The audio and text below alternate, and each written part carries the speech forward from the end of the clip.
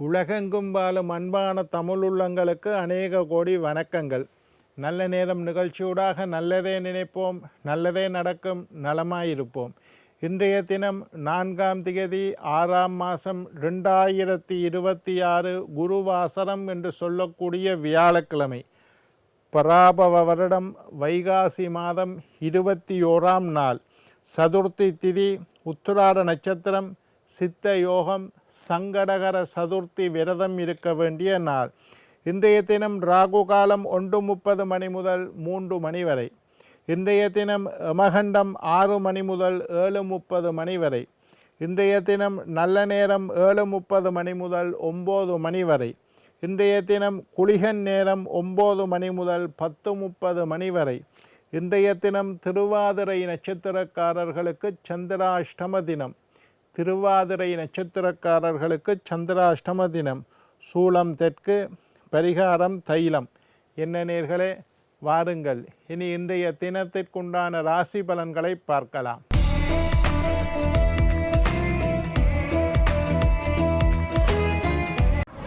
மேஷம் ஆக்கம், ரிஷபம் நலம், மிதுனம் வெற்றி, கடகம் பாசம், சிம்மம் உதவி, கன்னி போட்டி, துலாம் சினம், விருச்சிகம் மறதி, தனுசு ஆர்வம், மகரம் ஓய்வு, கும்பம் பக்தி, மீனம் பாராட்டு. ஆன்மீக தகவல் பகுதியில் தொடர்ந்து உங்களை சந்தித்து வருவதில் மட்டற்ற மகிழ்ச்சி அடைகின்றேன்.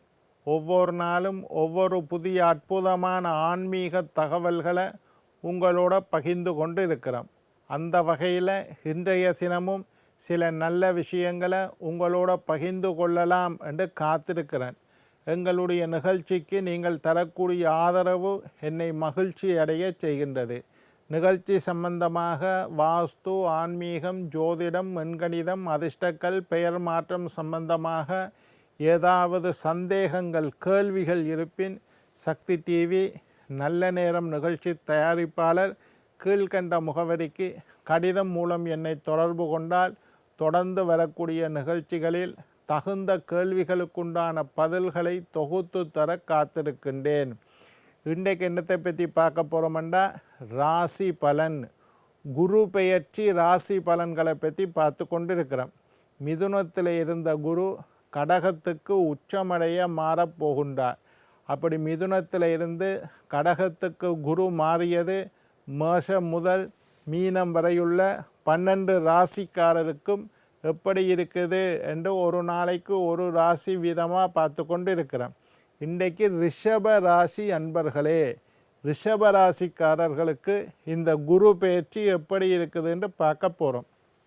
ரிஷப ராசிக்காரர்கள் அனைவருக்கும் இத்தனை காலமும் கடந்த ஒரு வருஷமாக 2வது வீட்டிலே சஞ்சாரம் செய்து வந்த குரு பகவான் 2வது வீட்டிலிருந்து 3வது வீட்டுக்கு போகிறார்.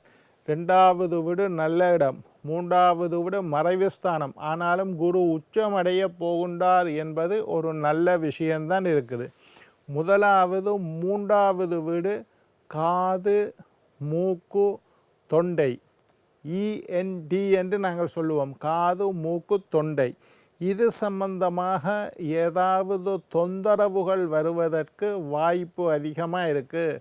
தொண்டையில் டொன்சில் வந்துட்டுது, அல்லது தொண்டை கொஞ்சம் வீங்கிட்டுது, அல்லது மூக்கு சம்பந்தமான நோய்கள், மூக்குல சவ்வு வளர்ந்தது, காதில் சின்ன பிரச்சனை, காது எரியுது, வலிக்குது, கடிக்குது, இந்த மாதிரியான காது, மூக்கு, தொண்டைகள் தொண்டை சம்பந்தமான நோய்கள் உருவாகுவதற்கு வாய்ப்பு அதிகம். மனபயம் உருவாகும். 3வது வீடு தைரியஸ்தானம்னு பேர். 3வது வீடு தான் தைரியத்தை கொடுக்குற வீடு. தைரியஸ்தானத்துக்கு குரு வந்தால் மனத்தில் தைரியம் உங்களை விட்டு ஓடி போய்விடும். உங்களுடைய மனதில் பய உணர்வு, பாம்பு புத்துக்குள்ளே பாம்பு போகிற மாதிரி மனசுக்குள்ளே பய உணர்வு ஏற்பட்டு விடும்.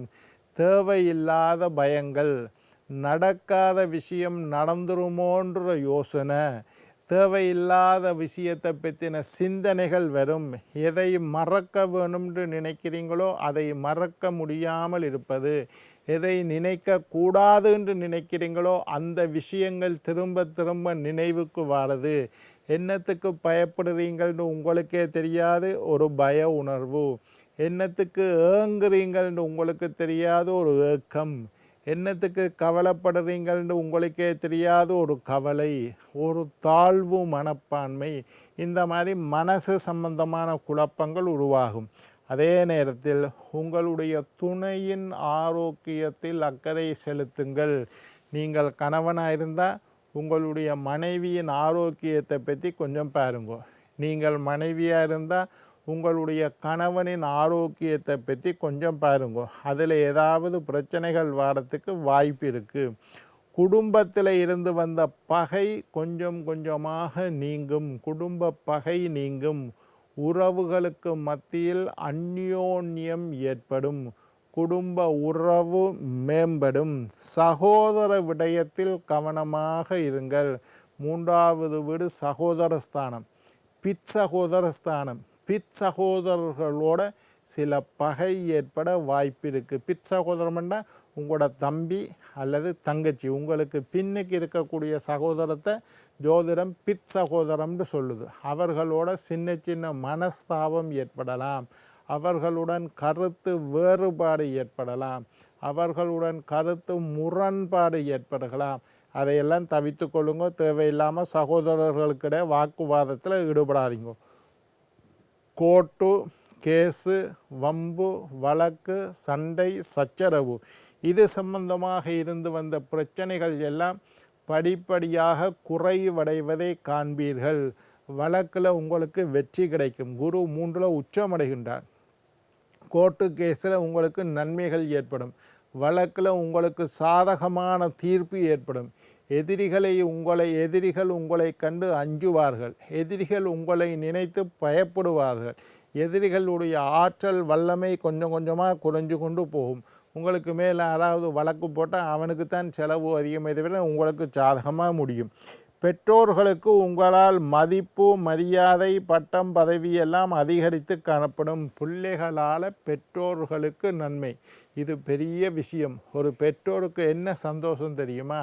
யாரோ ஒருத்தர் வந்து, ஐயா உங்களோட மகன் நல்ல கெட்டிக்காரன், உங்களோட மகன் நல்ல திறமைசாலி, உங்களுடைய மகன் நல்ல ஒழுக்கமானவன், மகன் எதையும் செய்யக்கூடிய ஆற்றல் மிக்கவன் என்று ஒரு அப்பாட்ட அவற்றை பிள்ளையை பற்றி போய் சொன்னால் அதுதான் பெற்றோர்களுக்கு மிகப்பெரிய சந்தோஷம்.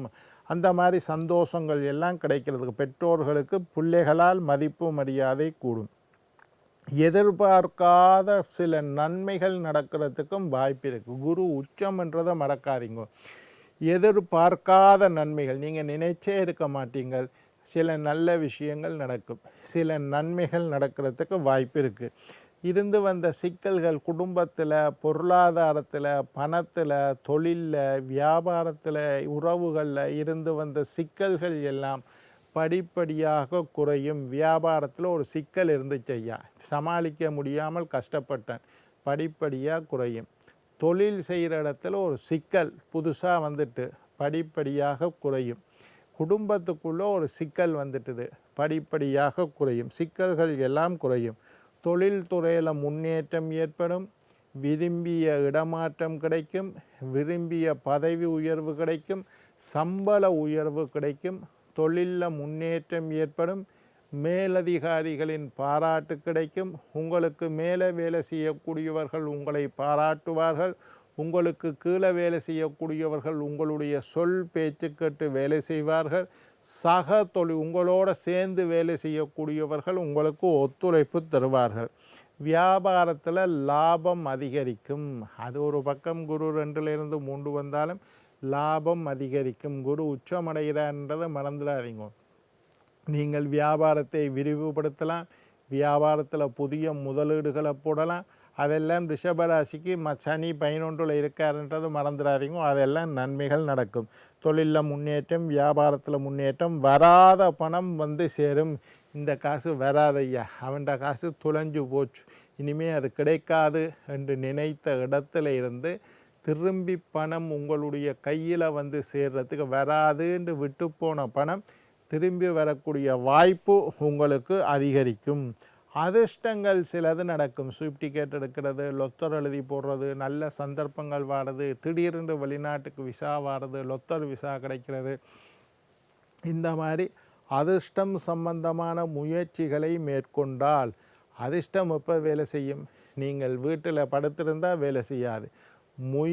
அதிர்ஷ்டம் சம்பந்தமான முயற்சிகளை மேற்கொண்டால் ஒரு நாளைக்கு இல்லாட்டி ஒரு நாளைக்கு அதிர்ஷ்டம் கண்டிப்பாக உங்கள் வீட்டு கதவை தட்டும்.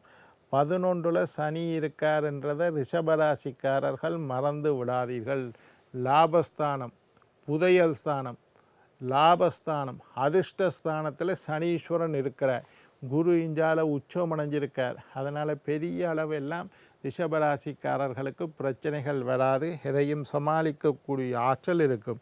தெய்வ வழிபாடு, ஒரு கோயிலுக்கு போகணும்னு நினைச்சிங்கள், எனக்கு என்னமோ சந்தர்ப்பமே கிடைக்கல ஐயா கோயிலுக்கு போக, அந்த சந்தர்ப்பம் ஏற்படும். சில பேர் இங்கேருந்து யோசிப்பீங்க, உங்கள்கிட்ட காசெல்லாம் இருக்கும், வசதிகள் இருக்கும், வாய்ப்புகள் இருக்கும், திருப்பதிக்கு ஒருக்கா போயிட்டு வரணும், கனனால எனக்கு ஆசை ஐயா, ஒருக்கா திருப்பதிக்கு போகணும். என்ன பிளேனில் டிக்கெட் போடுறதெல்லாம் பெரிய செலவில், என்னட்ட வசதி இருக்குது, ஆனாலும் எனக்கு அழைப்பு வரவில்லை, என்னால் போக முடியவில்லை, போகக்கூடிய சந்தர்ப்பங்கள் உருவாகவில்லை என்றெல்லாம் நாங்கள் சொல்கிறத கேட்டிருக்கிறோம். அந்த மாதிரி இருக்கக்கூடியவர்களுக்கு அழைப்பு ஏற்படும், திருப்பதிக்கு போகக்கூடிய வாய்ப்பு. அது மாதிரி நான் சொன்னது உதாரணத்துக்கு, ஏதோ ஒரு கோயிலுக்கு போகணும்னு ஆசைப்பட்டு போக முடியாமல் இருந்தவர்களுக்கு போகக்கூடிய வாய்ப்பு கிடைக்கும். கூட இருந்தவர்களால் இருந்து வந்த பிரச்சனைகள் எல்லாம் சரியாக போகும். பகைவர்களை குறைத்து எடை போடாதீர்கள். மற்றபடி எல்லாமே நல்லா நடக்கும். ரிஷபராசிக்காரருக்கு யோகமான ஆண்டு. நாளை மற்றொரு ராசியுடன் உங்களை சந்திக்கும் வரை உங்களிடம் விடைபெறுவது உங்கள் ஜோதிட சித்தர் டாக்டர் ராஜராஜ குருக்கள்.